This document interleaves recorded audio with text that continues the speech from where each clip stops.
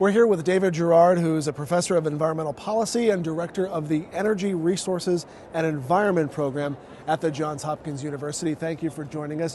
What brings you to the conference this year, and what are you hoping to contribute to the people who are here? Well, this is an extraordinary conference in that it really does broaden the whole notion of security, which everyone has associated only with defense and armaments, but now realizing that energy security, water security, food security, and the impact of climate change on that iron triangle that links those is a huge and vital element of our future. And so what is so exciting about this conference is that we are busting the intellectual silos and breaking some new ground in how all of these new securities are the challenges we face, the monumental challenges we face in the future.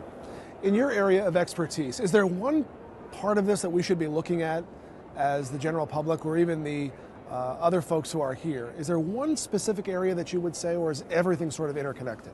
Well, I would give you two examples. Okay. One example is, how do we electrify the 1.4 billion people in the world, almost a quarter of the world's population, who have never seen a light bulb? Because if those people remain in poverty 20 years from now, that is going to be a recipe for instability, as we've seen in the Middle East.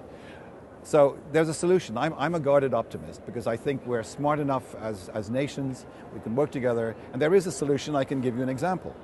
There are 350,000 cell phone towers in India and about the same number in sub-Saharan Africa. They're powered with expensive diesel fuel, costing 40 cents a kilowatt hour.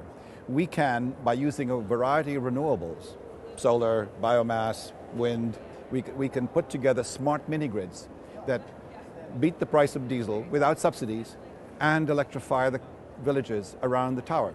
And we can do this if we really want to. This year is the year of sustainable energy for all, getting everyone electrified by 2030, 20 years from now, 18 years from now.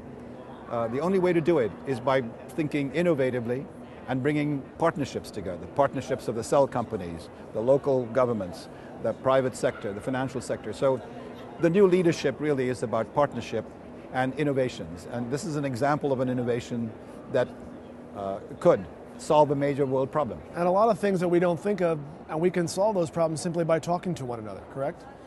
We can, and we've got to have new partnerships. We've got to bring in people who've never talked before. For example, we've got to bring in the sovereign wealth funds of the world who've been on the sidelines of the climate finance debate. They control $8 trillion of capital. They are going to be affected by these insecurities and by climate change. Bringing them together with foundations, together with the private sources of finance, together with the multilateral banks, together with some of the science and technology innovations. So it's about forming new partnerships to solve these problems of security of energy, water, and food. So new configurations, new partnerships, innovation on every front, multifaceted innovation is what we need. All right, David Jhirad, thank you for joining us today. Thanks very much. Thank you.